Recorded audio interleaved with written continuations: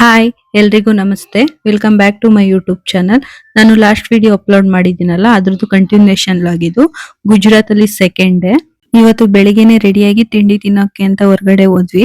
ಅಲ್ಲಿ ಫೇಮಸ್ ಫಾಫ್ಡಾ ಮತ್ತೆ ಜಿಲೇಬಿ ಅಂತ ಎರಡು ಕಾಂಬಿನೇಷನ್ ಅಲ್ಲಿ ತಿಂತಾರೆ. ಆದ್ರೆ ನಾವು ಜಿಲೇಬಿನೇನ್ ತಗೊಂಡಿರ್ಲಿಲ್ಲ, ಬರೀ ಫಾಫ್ಡಾ ತಗೊಂಡಿದ್ದು. ಯಾವ ತರ ಇರುತ್ತೆ ಟೇಸ್ಟ್ ನೋಡೋಣ ಅಂತ.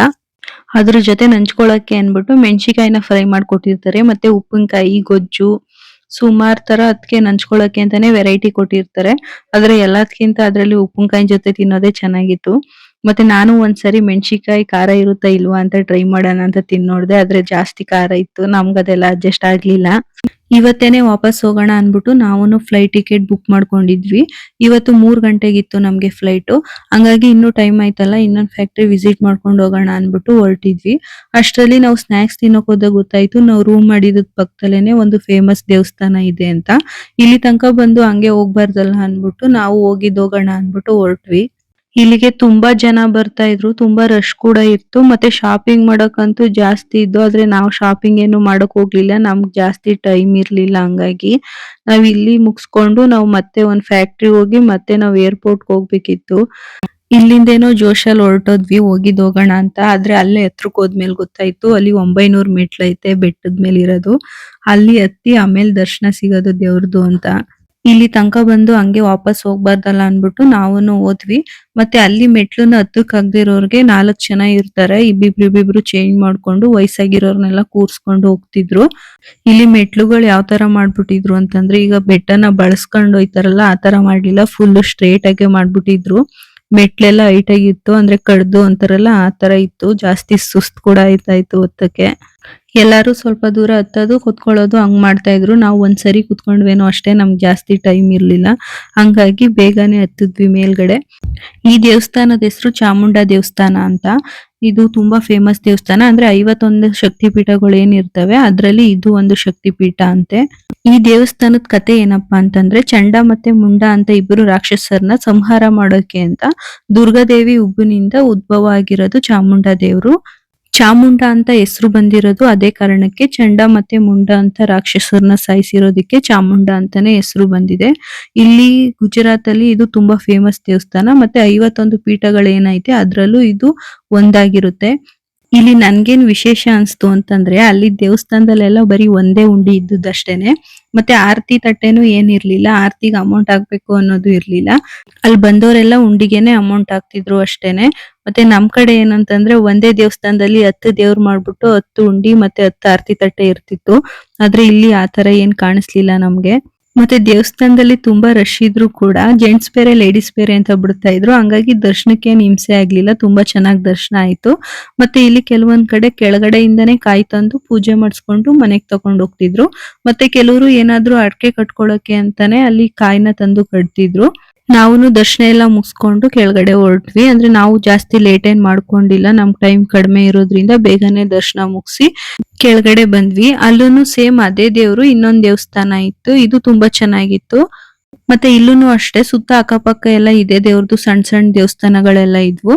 ಮತ್ತೆ ಅದೇ ದೇವಸ್ಥಾನದ ಒಳಗಡೆ ಬಂದ್ರೆ ಇದ್ರದ್ದು ಕತೆ ಏನಿದೆ ಇಂದ್ಲದು ಅದ್ರದ್ದೆಲ್ಲಾನು ವಿಗ್ರಹಗಳು ಮಾಡಿದ್ರು. ಅಂದ್ರೆ ಯಾವ ತರ ಯುದ್ಧ ನಡೀತು, ಮತ್ತೆ ಚಂಡ ಮುಂಡನ ದೇವತೆ ಯಾವ ತರ ಸಂಹಾರ ಮಾಡಿದ್ರು ಅದೆಲ್ಲಾನು ವಿಗ್ರಹ ಮಾಡಿದ್ರು. ಅಂದ್ರೆ ಅದು ಯಾವ ತರ ಸ್ಟೋರಿ ಇತ್ತು ಅದ್ರದ್ದೆಲ್ಲಾನು ಮಾಡಿಟ್ಟಿದ್ರು. ಇದಂತೂ ತುಂಬಾ ಚೆನ್ನಾಗಿತ್ತು. ಮತ್ತೆ ಇಲ್ಲಿ ದುರ್ಗಾ ಮಾತೆನ ಜಾಸ್ತಿ ಪೂಜೆ ಮಾಡ್ತಿದ್ರು. ಅಂದ್ರೆ ದುರ್ಗಾ ಮಾತೆದು ಯಾವ್ದ್ಯಾವ್ದು ಅವತಾರಗಳಿದೆ ಅದ್ರದ್ದೆಲ್ಲಾನು ವಿಗ್ರಹ ಮಾಡಿ ಇಟ್ಟಿದ್ರು. ತುಂಬಾ ಚೆನ್ನಾಗಿತ್ತು ಇದೆಲ್ಲಾನು. ಆಮೇಲೆ ನಾವ್ ಅನ್ಕೊಂಡ್ವಿ ಹೆಂಗೋ ಇಲ್ಲಿ ತನಕ ಬಂದದ್ಕು ಸಾರ್ಥಕ ಆಯ್ತು, ನಾವೇ ಇಲ್ಲಿಗ್ ಬರ್ಬೇಕು ಅಂತ ಬರ್ತಿದ್ವೋ ಇಲ್ವೋ ಗೊತ್ತಿಲ್ಲ. ಈ ನಾವೇನೋ ಕೆಲ್ಸದ ಮೇಲೆ ಬಂದು ಇಲ್ಲಿ ದೇವ್ರದ್ದು ದರ್ಶನ ಆದಂಗ ಆಯ್ತು ಅಂತ ತುಂಬಾ ಖುಷಿ ಆಯ್ತು. ನಮ್ಗೆ ಇಲ್ಲಿ ಬರ್ಬೇಕು ಅಂತ ಸ್ವಲ್ಪನೂ ಐಡಿಯಾನೇ ಇರ್ಲಿಲ್ಲ. ದೇವ್ರೇ ನಮ್ನ ಕರ್ಸ್ಕೊತೇನೋ ಅನ್ನುವಷ್ಟು ಸಮಾಧಾನ ಆಯ್ತು. ಇನ್ನು ನಾವು ತಿಂಡಿಗೆ ಬರೀ ಫಾಫ್ಡಾ ಅಷ್ಟೇ ಅಲ್ವಾ ತಿಂದಿದ್ದು, ಹೊಟ್ಟೆ ಬೇರೆ ಹಸಿತಾ ಇತ್ತು ಬೆಟ್ಟ ಹತ್ತಿಳಿದ್ಮೇಲೆ. ಅಲ್ಲಿ ಕೆಳಗಡೆ ಬಂದ ತಕ್ಷಣನೇ ನಮ್ಗಲ್ಲಿ ಅವಲಕ್ಕಿ ಉಪ್ಪಿಟ್ಟು ಕೊಟ್ಟಿದ್ರು. ಮನೇಲಂತೂ ಅವಲಕ್ಕಿ ಉಪ್ಪಿಟ್ಟು ತಿಂತಿರ್ಲಿಲ್ಲ, ಅಲ್ಲಿ ದೇವ್ರ ಪ್ರಸಾದ ಆಗಿರೋದ್ರಿಂದ ತುಂಬಾ ಚೆನ್ನಾಗಿತ್ತು. ಇನ್ನು ನಾವು ಪ್ರಸಾದ ಎಲ್ಲ ತಿನ್ಕೊಂಡು ಹೊರಟ್ವಿ. ಮತ್ತೆ ಡ್ರೈವರ್ ಏನೋ ಸ್ವಲ್ಪ ಕೆಲ್ಸ ಇದೆ ಅಂತ ಸ್ವಲ್ಪ ಅಲ್ಲಿ ಗಾಡಿನ ಸೈಡ್ ಹಾಕಿ ಹೋಗಿದ್ರು. ಇಲ್ಲಿ ಸೆರಾಮಿಕ್ಸ್ ಐಟಮ್ ಎಲ್ಲ ಮಾರ್ತಾ ಇದ್ರು. ಹೆಂಗಿದ್ರು ಇಲ್ಲಿ ಸೆರಾಮಿಕ್ಸ್ ಎಲ್ಲ ಇಲ್ಲೇ ಮ್ಯಾನುಫ್ಯಾಕ್ಚರಿಂಗ್ ಆಗೋದಲ್ಲ, ರೇಟ್ ಯಾವ ತರ ಇರುತ್ತೆ ಅಂತ ಜನರಲ್ ಆಗಿ ವಿಚಾರಿಸೋಣ ಅಂತ ಹೋಗಿದ್ದೋ. ಆದ್ರೆ ಅದು ಟೂರಿಸ್ಟ್ ಪ್ಲೇಸ್ ಆಗಿರೋದ್ರಿಂದ ಎಲ್ಲಾನು 1 to 2 ದುಡ್ಡೇ ಹೇಳ್ತಿದ್ರು, ತುಂಬಾ ಜಾಸ್ತಿ ರೇಟ್ ಹೇಳ್ತಾ ಇದ್ರು. ಇಲ್ಲಿಂದ ನಾವು ಡೈರೆಕ್ಟ್ ಫ್ಯಾಕ್ಟ್ರಿಗೆನೆ ಹೊರಟ್ವಿ. ಸುಮಾರು ನಾವು ಆ ಫ್ಯಾಕ್ಟ್ರಿ ನೋಡೋಕೆನೆ 2 ರಿಂದ 3 ಅವರ್ ಟೈಮ್ ತಗೋತು. ನಾನು ನೆಕ್ಸ್ಟ್ ವಿಡಿಯೋದಲ್ಲಿ ಫುಲ್ ಫ್ಯಾಕ್ಟ್ರಿದೇನೆ ಒಂದು ಲಾಂಗ್ ವಿಡಿಯೋ ಮಾಡಾಕ್ತೀನಿ, ಅಂದ್ರೆ ಯಾವ ತರ ಐಟಮ್ ಎಲ್ಲ ಮ್ಯಾನುಫ್ಯಾಕ್ಚರಿಂಗ್ ಮಾಡ್ತಾರೆ ಅಂತ.